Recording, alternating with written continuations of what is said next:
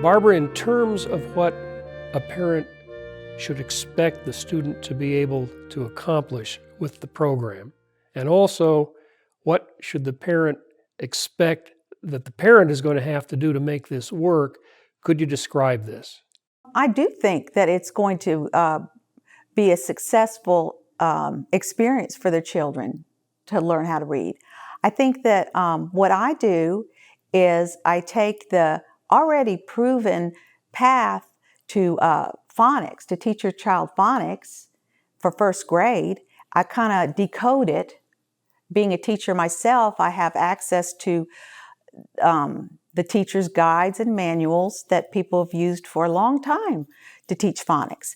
And so I take out the core of it from the very first day of school through the Christmas holidays all the way to the end. And I break it up into 5 lessons a week. And so being a teacher myself, when I first started teaching, I worried about that. I was like, how am I going to be able to get all these goals in through the whole year?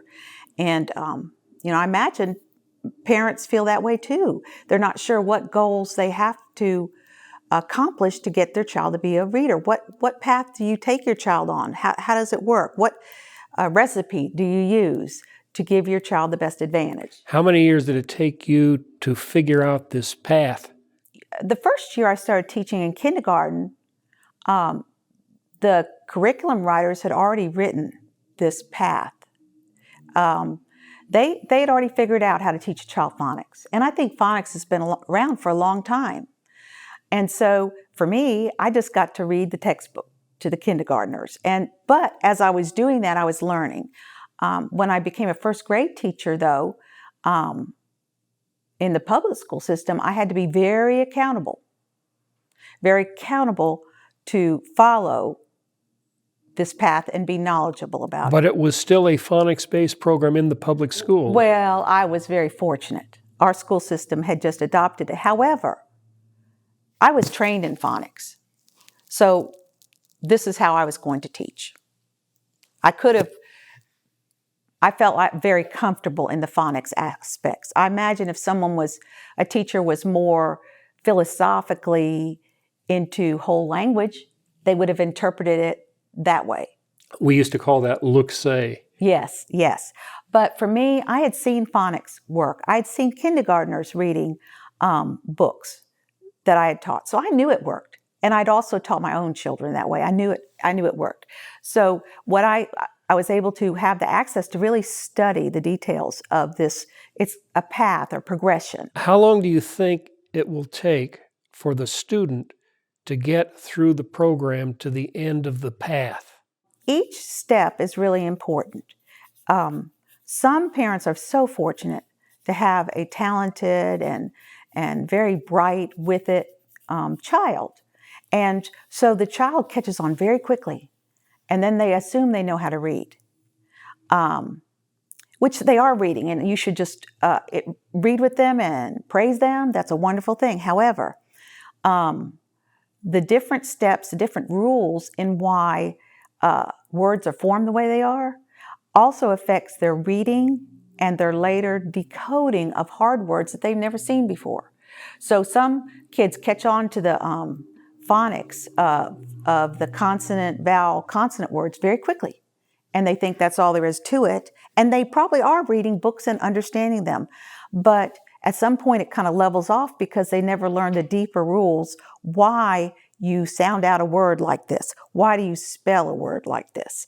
So it's important, to encourage them. There's so many books out there to read. So if they got the lesson, I say, great, go to the library, go to the internet, let them read all this online free stuff and practice. But still, there are deeper rules. Some that this time that I'm teaching, I thought to myself, that's why we spell that word that way. Even myself in doing the deeper research for this program. So, and I know that I'd missed that. Maybe I was sick that day at school or wasn't listening. What do you think is the age that the student will be when the parent can basically let loose and let the child progress at his own rate by himself without much parental intervention? Depends on the maturity of the child, of course. I've had first graders that were very, very bright students that could handle all the reading on their own. But I think that traditionally, by the end of third grade, the child should be able to get all their content, new content, by reading alone. See, they should know how to read and decode by then. That skill should be pretty much in place, that they can decode everything.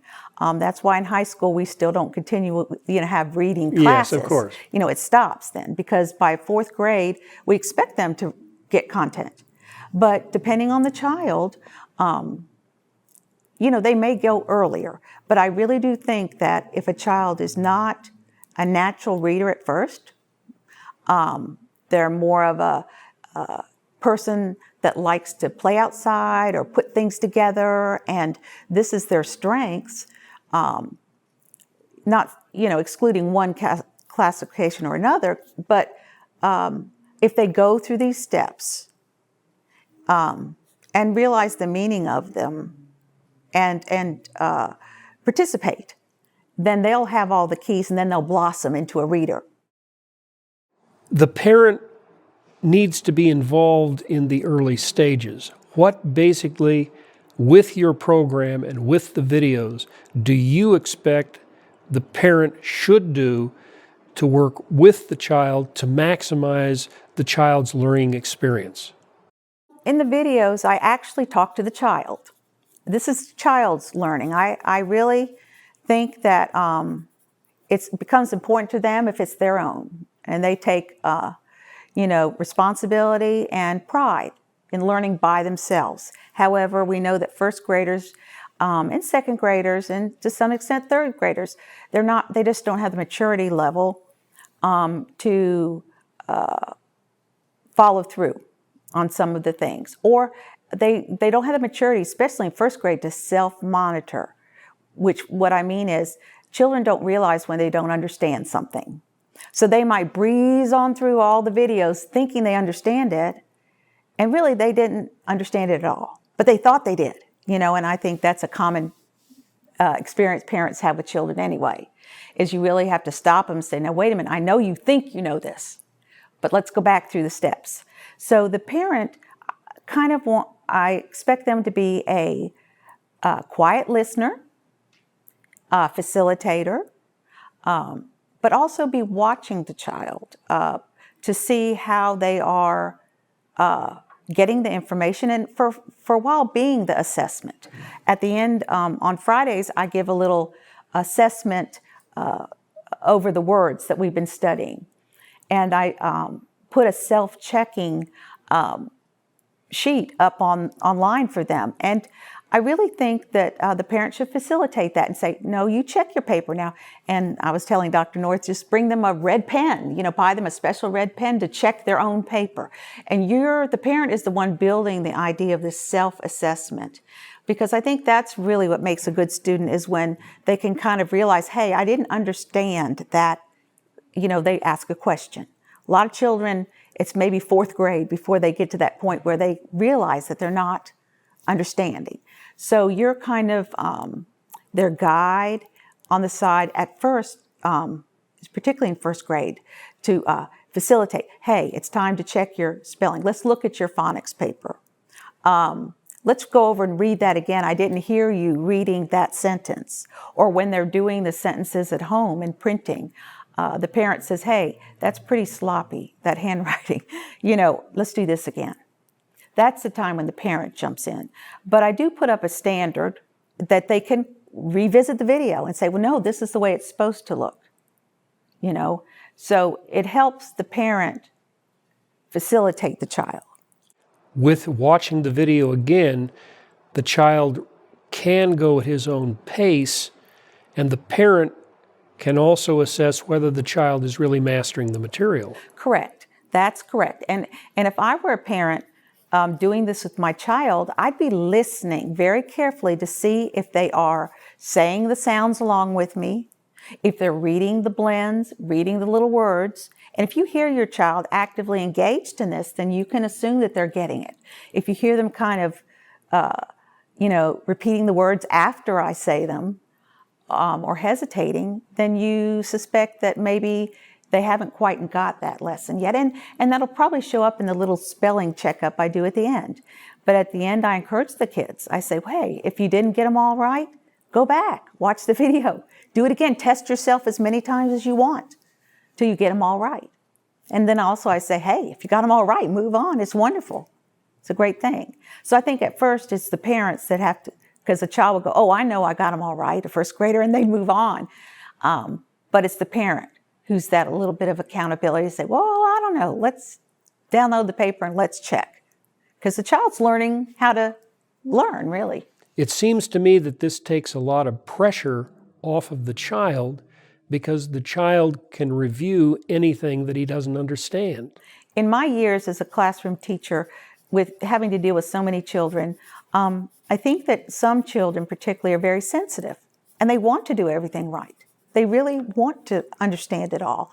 And this way, it does take the pressure off. It's not just a one-time shot in class that day. They can go over it as much as they feel comfortable. And what I've tried to do is be very conscious and respectful of the children's intelligence and their time. I've tried to pare this down to the key things that they need to know. I don't waste any time. There's no busy work for them to do. In fact, I leave all the fun things to the parents to do. The parents can, do all the fun activities they see on Pinterest or, the cute games or flashcards and things like that are so much fun anyway and enjoyable. And reading, of course, with the child. Those things are very enjoyable. It's things that parents can enjoy with their children. I take the role as this is the way it is, and this is what you need to master. So the kids, they hear it and they can go over it again and again. What would be a reasonable expectation for a diligent child, but normal child, after 1 year in this program?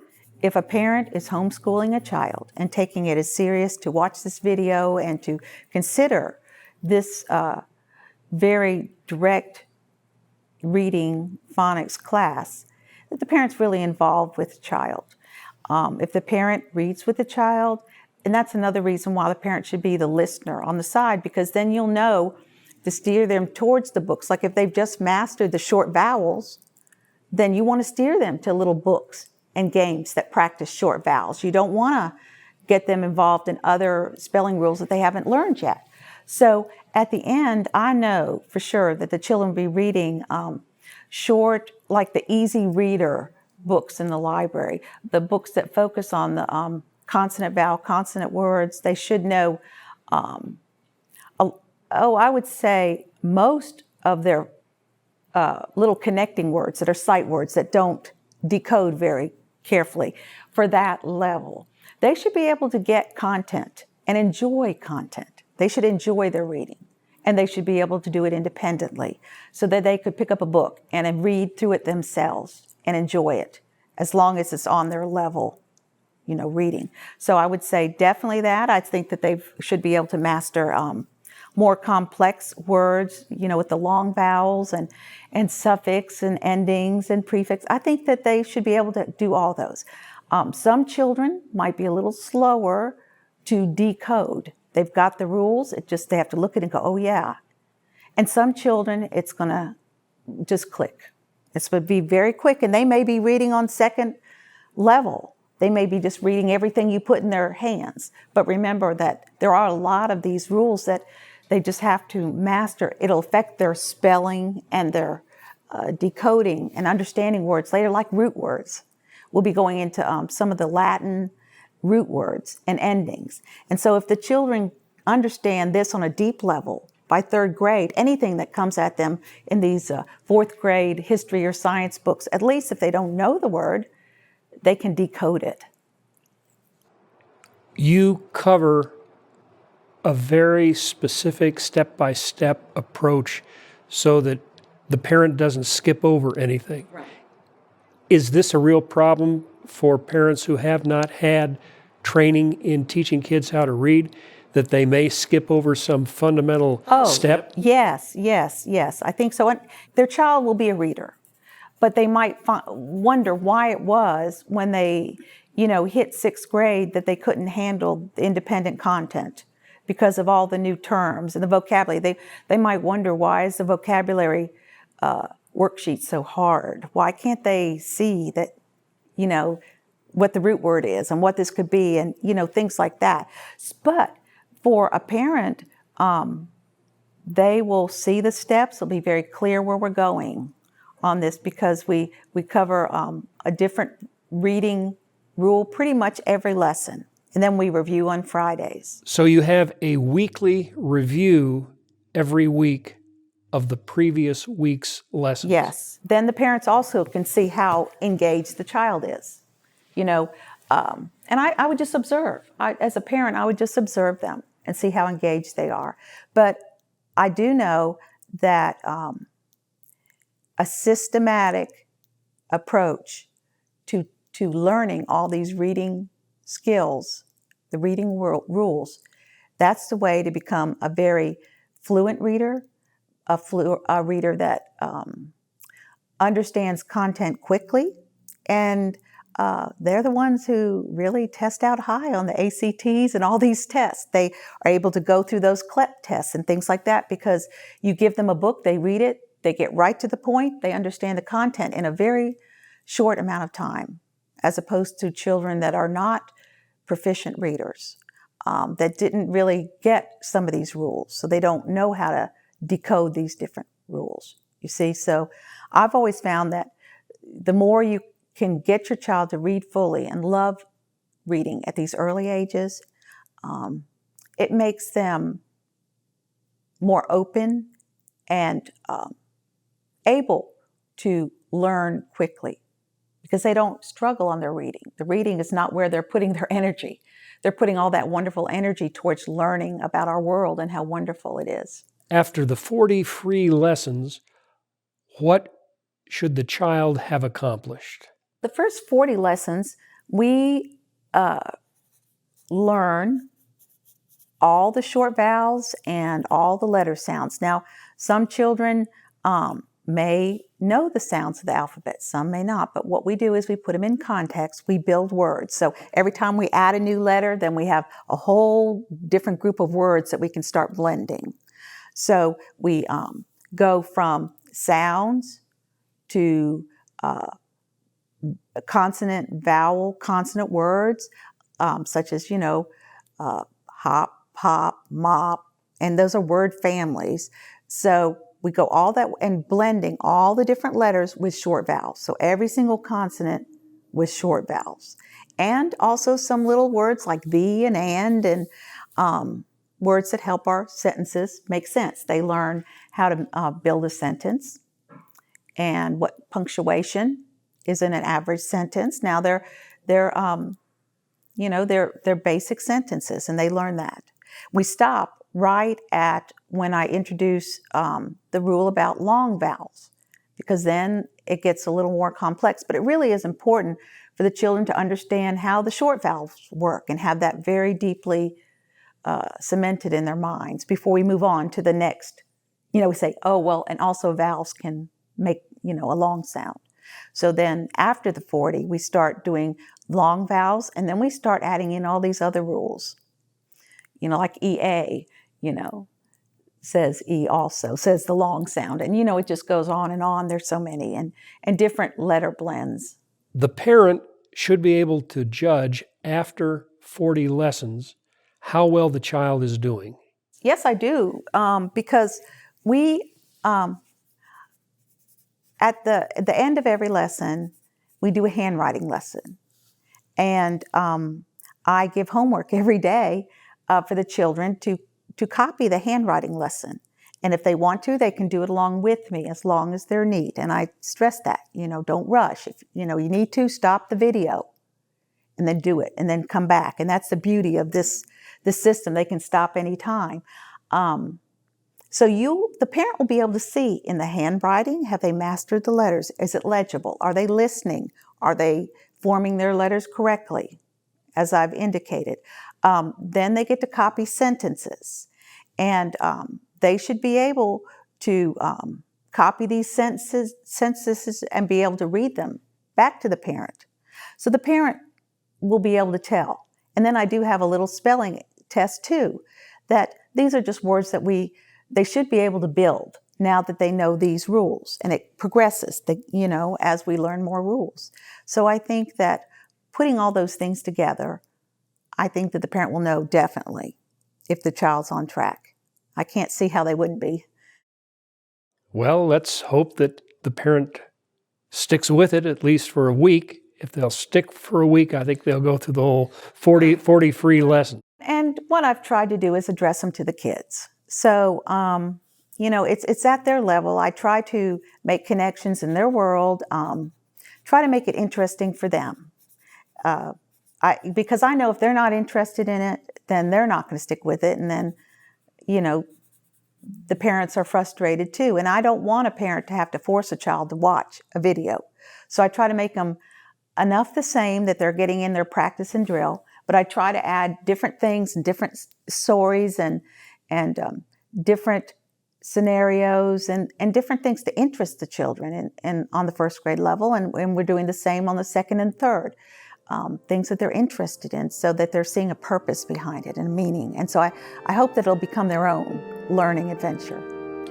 Well, I invite the parent to give it a try, to at least go on for 5 days, 5 lessons to try out the product. And then if it works, then go through the full 40 lessons to see if this really will work for this particular child.